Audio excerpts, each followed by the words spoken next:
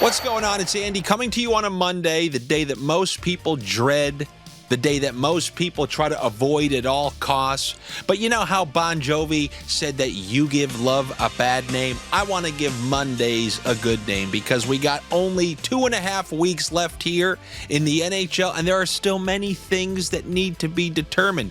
There are a few playoff teams that need to be determined. There are seeds that need to be determined. So a lot of these games still have meaning, but some clearly don't. Like the ruckus that we talked about in that potential Sabres-Penguins game, which truly came through in full. And I see another one of those on this slate. I'm going to open up with that. I guess technically I'm not going to open up with that because I'm going to talk about something else. In the East, there are several teams dogfighting for one playoff spot, and it's a pretty interesting race. In the West, there theoretically is one spot available, but the St. Louis Blues have just decided they're not losing a single game in the final quarter of the season. So it's pretty depressing for teams like the Calgary Flames, who are trying to weasel themselves just in reaching distance, only to see St. Louis never lose. If you lose in overtime right now, you feel like you're miles further behind the Blues. So the West, that's a little bit easier to kind of figure out who's going to make the playoffs. But look at that dogfight in the East, and everyone's live right now. Nobody's too far out of it, and all these games have meaning. What I want to know, make your audience in get. Who do you think's going to win the wild card? Who do you think's going to take that wild card spot? I'm hoping for Columbus because we got like those plus 600 tickets after the Four Nations. But right now, with a bunch of these teams pretty much even, if what I saw on Sunday still holds, and I can take the New York Rangers at plus 190, I don't see how that's not the most likely thing to happen. The Rangers power play is getting hot, and like last year when they were the scam President's Trophy winner, I tried telling everybody that they were, but people just kept shoving down my throat because whatever. You found out who they were eventually this year. But still, that doesn't change the fact that they have one of like the best two goalies in the NHL, and they have a top power play that's vicious. It's tested 5 years running now, and they've removed correctly JT Miller off that power play to leave that unit of 5 that's been good for so many years. So if you have that hot power play and Igor Shesterkin, and it's not like they have two lines of good players, I tend to think they're the most likely team to get in. All you need is a couple of good games. I don't have much faith in Montreal winning a bunch of these games. They had a huge win against Florida, but when you look at these teams' schedule, it looks like it favors the Rangers the most. So take that to anyone who said I had a Rangers bias. Who do you think it's going to be? I'm hoping it's Columbus. I like what they got, but I don't trust their goaltending, and they got a tough schedule. But I already got them at plus 600. So with that said, let me go on to this Monday slate. Is it a quick four? The quick four again on this Monday? 4 different games to look at here, and I want to start the same way we started that last video, talking about two teams with nothing to play for, absolutely nothing to play for. Added on top of that, we have a Philadelphia Flyers team who got rid of their defensive stickler of a coach in John Tortorella. And just like when your miserable stepdad gets kicked out of the house, the mood lightens up. And the mood has lightened up in Philly, and so has the offense. Look at these last 2 games. We're looking at 13, 14 goals combined. More importantly, you have Matvei Michkov really going off. I mean, I didn't mean to rhyme like 8 Mile once again. There ain't no such things as halfway crook. You have that top line of Michkov, Konechny, and Couturier just stockpiling points. And in a game against Nashville, who truly has nothing to play for, it's literally just a wash year. Nashville might be all right next year. Who knows? Maybe the signings will come through and they had a year to gel. But this is just a throwaway year. Why couldn't this be some ruckus like we saw in the last game? Can you describe this ruckus? Philly's last 2 games, they're just pouring in goals. This game is in Philly. So for you pizzeria folk out there, I like the over on their team total more than I do to win the game, just because how their offense has been flowing and how the goals have been flowing for them. Let's take both of their lines because, like many teams you're going to see around the NHL, like 3 teams on this slate tonight, all it takes is one. It takes one team to have the balls, and this is a lesson for all you people out there. Forget about hockey. Forget about sports betting. There's something in your life you want to do. You can be the first to do it, but because everyone else isn't doing it, you're just, no, I don't want to. But then when you see your friend do the 5-forward power play, you go, no, I can't. But you could have been the first. Always remember, if you ain't first, you're last. You should find the thing in your life. Be the first. How's that for some positivity? If you ain't first, you're last. You like that? Now let's go back to some of the line combos in this game. As I just mentioned, that Konechny, Michkov, Couturier line has been red hot. So give me Konechny for a point, Matvei Michkov for a point, and Sean Couturier for a point. The Flyers, like many other teams now, are running this 5-forward power play. So we also have Bobby Brink and Tyson Forster as another combo who are line 2 and power play 1. That combo has also hit in the last 2 since this Philadelphia offensive eruption. And now something for you true parlay pirates out there. Give me the best player on each team. Konechny for 2 points. Philip Forsberg for 2 points. You're looking at plus 1,400 right there.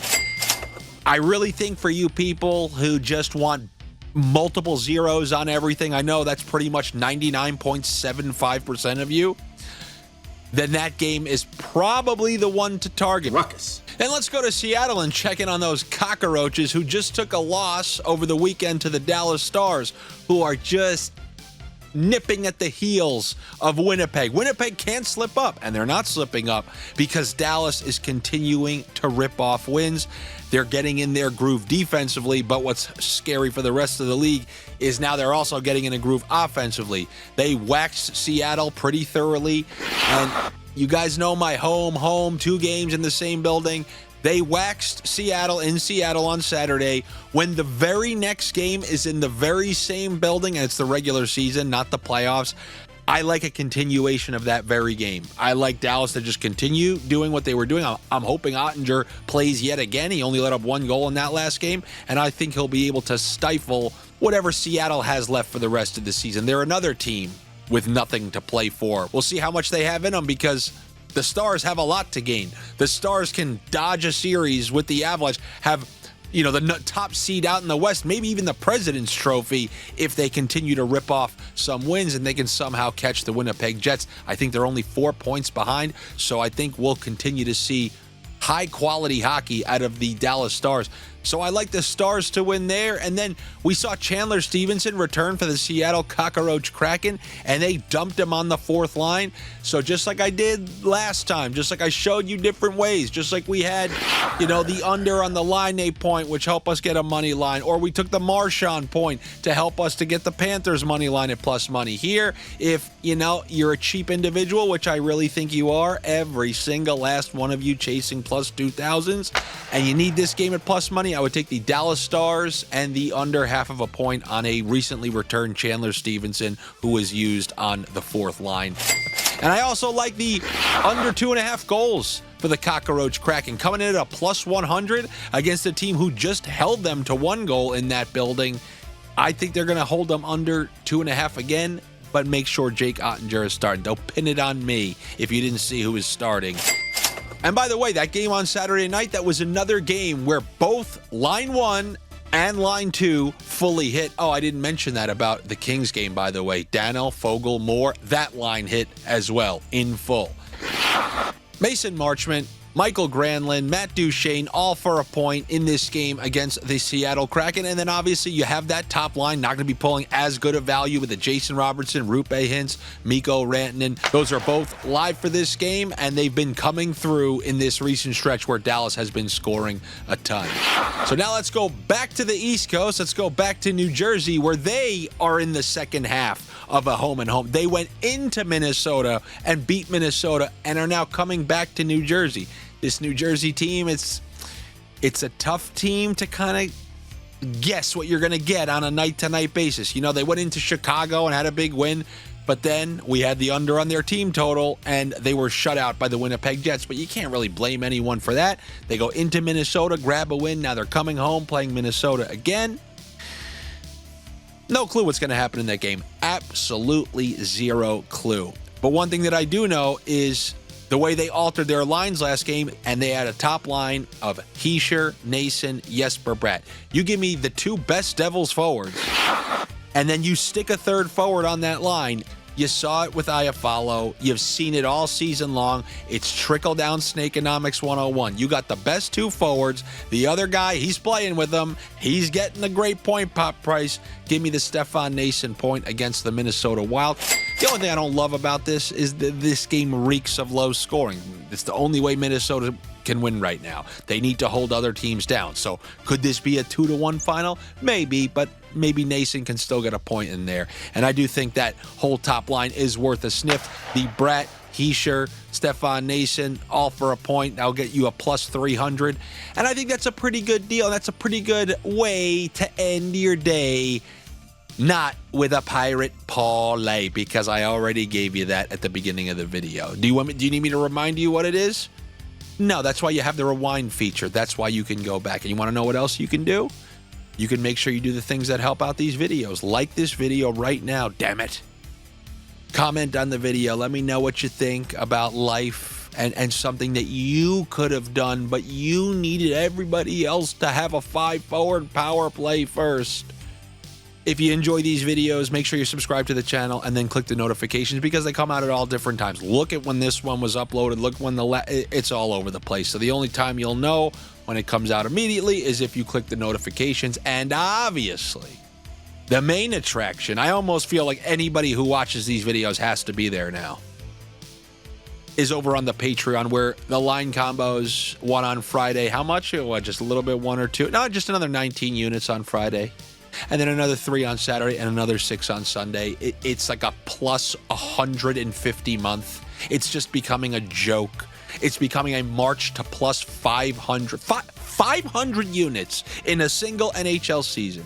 So as the wise men of DX once said, suck it. I'll see you guys on Tuesday. Hopefully I see you on the Patreon, but if not, I'll see you Tuesday. Hey, what's up, everybody? This is Weeksy coming to you live here from Miami. Do not be a gargoyle. You see the palm trees there? There might be some in there at night. You don't have to be one. Do not be a gargoyle. Subscribe to Andy's channel for the most entertaining NHL sniffs on YouTube. Make sure you do it. What was that ruckus?